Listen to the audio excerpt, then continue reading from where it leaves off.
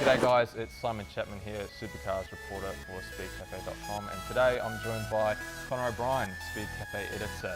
And today we're here at Garage 25 to preview the biggest race of the year.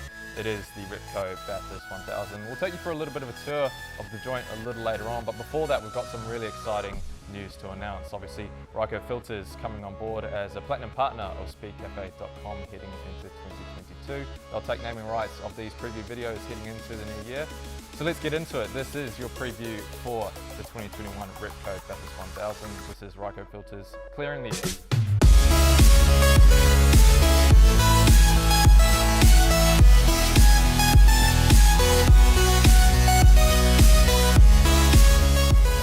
There's obviously plenty to talk about heading into this year's great race. Connor, obviously a massive grid this year. We're down one from what we're expecting. It's 25 cars this year with the addition of one wildcard.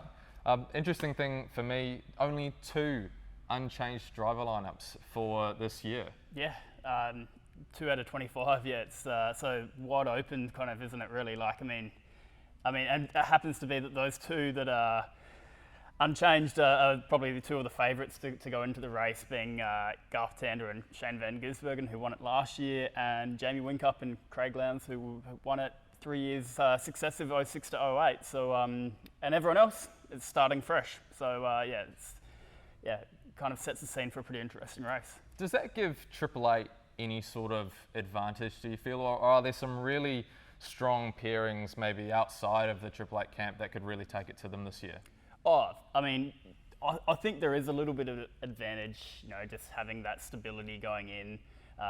Those guys know how each other work, and they've done it now for 3 or more years. So I do think there is an advantage there. But yeah, you've got guys like Cameron Waters and James Moffat. Moff has been in the Tickford garage there for a few years now since stepping out full time.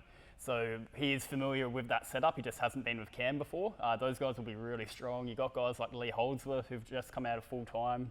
He's in there with Chaz Mostert at Walkinshaw and Andretti United. So I think there's a lot of really strong pairings. But I don't think it's a bad thing for Triple Eight that they've had some stability going in.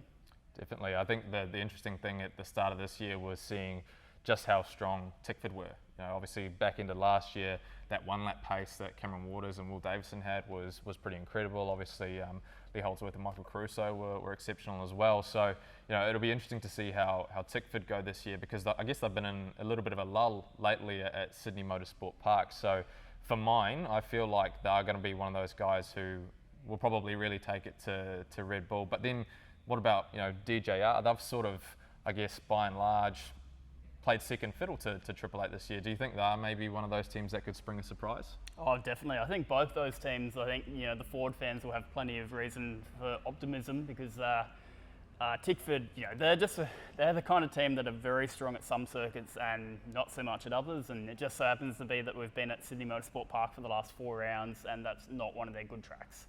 Bathurst, however, one of their absolute best tracks, and Cam in particular, in that number 6 Monster Energy car. Those guys have been really, really quick, so I'd very much expect them to be contending for pole, contending to be right up there. DJR, they were decent in round 1, and then they've only gotten better. Basically, that team had such stability for the past 4 years, and then a double driver change into 2021. So it took them a little bit to find their feet, but as we've seen with Anton De Pasquale in particular lately, they're going to be pretty. You'd be a brave man to not have Anton on the front row, I reckon, for Bathurst. Yeah, well, I think it's shaping up to be an absolutely incredible, great race, just considering how many of those lineups are changed. Obviously, one of the talking points is that there's only one rookie this year, and it was looking unlikely that we would actually have a rookie on the grid. Zach Best out of Super 2, stepping up to the Tickford camp after a bit of changes due to COVID-19. How do you reckon Zach will go? Yeah, poor old Alex Premer still hasn't been able to come back here since he won the race in 2019 with Scott McLaughlin. But that did open up the opportunity for Zach to come into the lineup there with Jack LeBrock. Zach, he's had a good year. Probably, to be honest, surprised me a little bit how well he's run against guys like Brock Feeney. He's second in the Super 2 series, and he's done a really good job.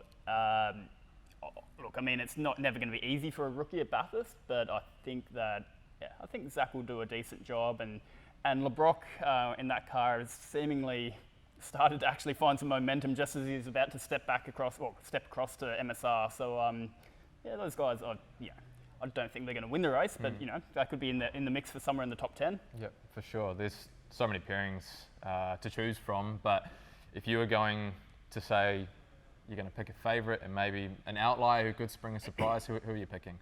Well, yeah, I've gone. I never like to pick the outright favourite, and the outright favourite deservingly would be Shane Van Gisbergen and Garth Dander. But yeah, for me, Cam Waters and James Moffat, they're the guys that I've told Cam, I've told him I want you to make me look smart, mate, because I've gone out there and said that I'm backing you in. I just think that those guys are really quick, and Tickford have a really good setup there. So I think it could be Cam's year. As far as an outlier, I think there's so many really good pairings. Like as far as a roughie goes, you got Nick Percat and Dale Wood at BJR. You got James Courtney and Thomas Randall at Tickford as well, who I think will be. James has never won the Bathurst 1000, which is incredible. But for me, I'm liking Scott Pye and James Golding at Team 18. Those guys, especially on that side of the garage, have tended to be much stronger in race pace. They've been strong the last 2 times at Bathurst, and James Golding actually has really had a good run of results at Bathurst. So I think that if anyone is going to spring a surprise, I wouldn't be surprised with those two. Yeah, it's an interesting one. I'll be fascinated to see who comes out on top. I think we could see it go either way, right? We could see a completely normal sort of, DJR, Triple Eight sort of podium, or it could swing in the total opposite direction. There's sort of talk about, wet weather, whether that's going to play a role maybe in the lead up, on practice and qualifying. If qualifying is wet, I wouldn't discount maybe, Kelly Grove Racing to have a really strong result. They've been exceptionally fast in the rain. Absolutely, yeah. If it rains every week, at the moment, they'd be a championship contender.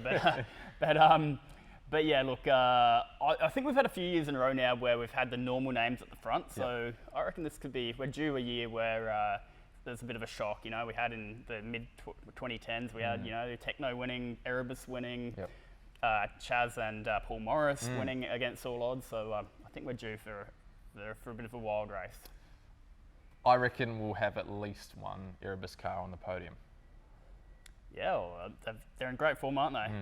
Yeah, I think that's going to be maybe a bit of a surprise for some people, but I think it might happen. One thing, obviously, in the lead up to Bathurst is obviously COVID has had an impact. Now we're sort of starting to get back to our level of normality, but there are 6 drivers who are out of this race who should have been in it. Obviously, just recently we learnt that Ash Walsh can't compete this weekend. David Wall stepping in to race alongside Jack Smith. Earl Bamber can't race. Matt Campbell, who's an exceptionally talented sports car driver, he's going to race alongside Andre Heimgartner at Kelly Grove Racing. Obviously, as you mentioned, Alex Primer can't race. Scott McLaughlin, again, another one. And I guess that's an interesting one too, because the 2 brothers, the Davisons, are going to be pairing up together. How do you rate their chances? I think, they're definitely a very safe set of hands. I would expect they'll be probably in the top 5 there somewhere towards the end. That car is quick though, so I mean, I would like to think that Will and Alex can be in the hunt. Both of those guys have been to Bathurst many times. I think they've paired up. This is their 5th time together pairing up. Will's won the race twice. I think Alex has got he's never not finished the race, which is not bad in about 16 or so starts. So a lot to like on that side of the garage too, in the famous number 17. Definitely. This weekend's an interesting one too. I guess it's an end of an era for some and a new era for others. The big talking point, obviously, leading into this weekend is largely focused around Triple Eight. The fact that Jamie Whincup will be stepping away from full-time driving and moving into that team principal and managing director role at Triple Eight. Roland Dane stepping down, obviously, from Triple Eight and moving into more of an advisory role there. Do you feel like Jamie Whincup's swan song season has sort of flown a little bit under the radar? Yeah, definitely. But I think that's kind of how Jamie likes it. He's, for someone who's as successful as he is, he's quite a humble person, and I think he's pretty happy to not have too much fanfare. yeah, it's hard to. I mean, it's an end of an era. Jamie, by the numbers, is the greatest ever. Roland, obviously, amazing career there. So yeah, it's definitely going to be a huge changing of the guard. It'll be really interesting next year to see where Triple 8 kind of stack up. With Brock coming in there, and then obviously don't forget. I think the one that's easy to forget in this sort of week is Todd Kelly.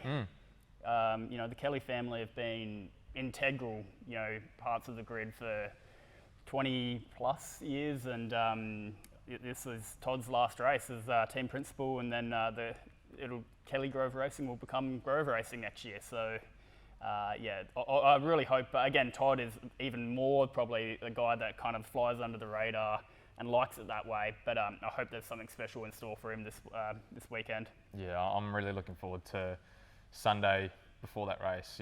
When we get all that sort of excitement, and I'd like to see a bit of fanfare made for everyone. It's always a little bit of a tricky one where you've got a few people moving away. Obviously we saw Lowndes all those years ago. There was the tribute to him.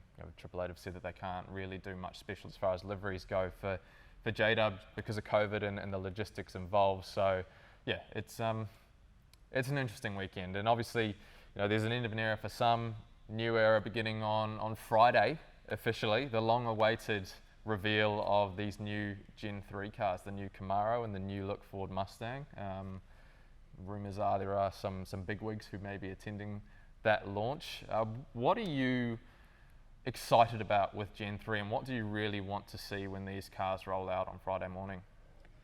First of all, I think it's great. Just we've been waiting for this change now for probably a couple of years, realistically.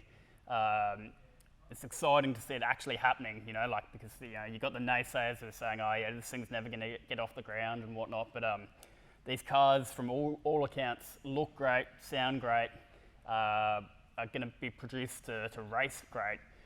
So I think it's just going to be great to see them in the flesh. Apparently some special liveries on there too, just to kind of top it off. But I think it's a really fantastic moment for the sport. And I can't wait. Yeah, awesome. There's been a lot of hard work gone into that project. Adrian Burgess and the like, the Triple 8, DJR, they've put blood, sweat and tears into this project. So I think it's going to be, one of those really, I guess, those big moments at Supercars we've all been waiting for so long. So I'm really, really excited for that. I think another big talking point this weekend, and maybe it has flown under the radar as well, is obviously the Supercars ownership. This is the first weekend that race will, I guess, run an event under their stewardship. So that's an interesting period for the sport as well. Yeah, only a few days ago it was announced that sale had finalised, which is great news. It was to be expected, but for it to be finally over the line, again, part of that next era that we're coming into. Some really dedicated, well-credentialed people running the sport.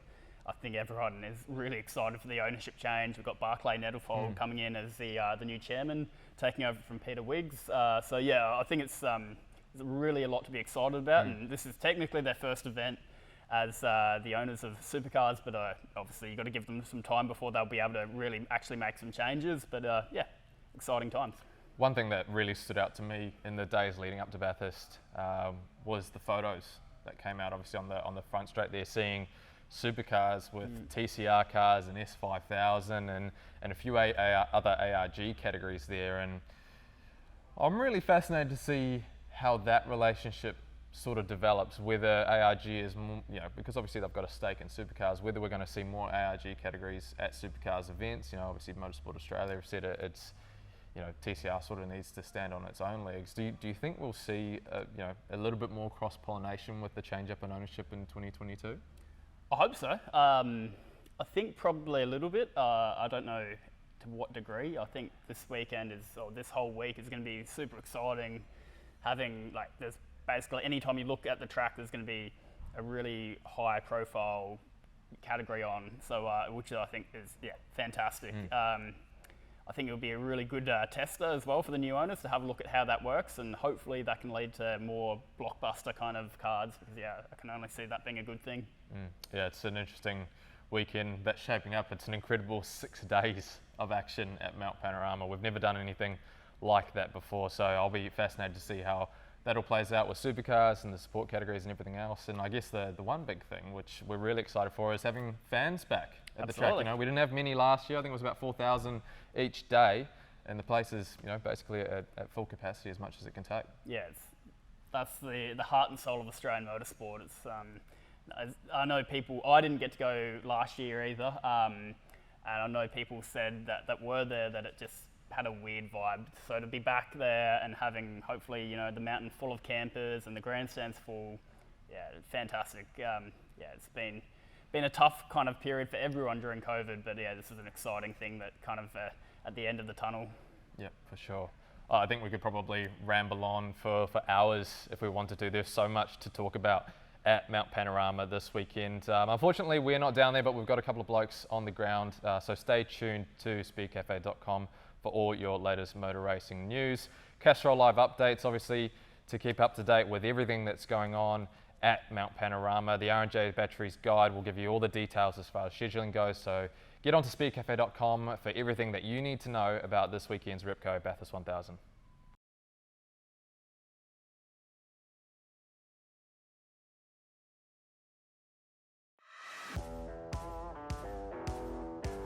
The Nissan Skyline R32 and R33 GTRs are legendary performance cars that make big power, so maintaining their RB26 power plants is important. Many owners go for premium engine oil, but now Ryco has developed a premium oil filter called Syntec for your turbo engine. It removes 99.8% of contaminants and features synthetic nanofiber filter media to ensure maximum oil flow. It also includes a silicon anti-drain valve that keeps your oil filter full of oil between startups. Ask your mechanic for Ryco Syntec. Right, so that's it. That was Ryco Filters clearing the air. It's time to go take a tour of Garage 25.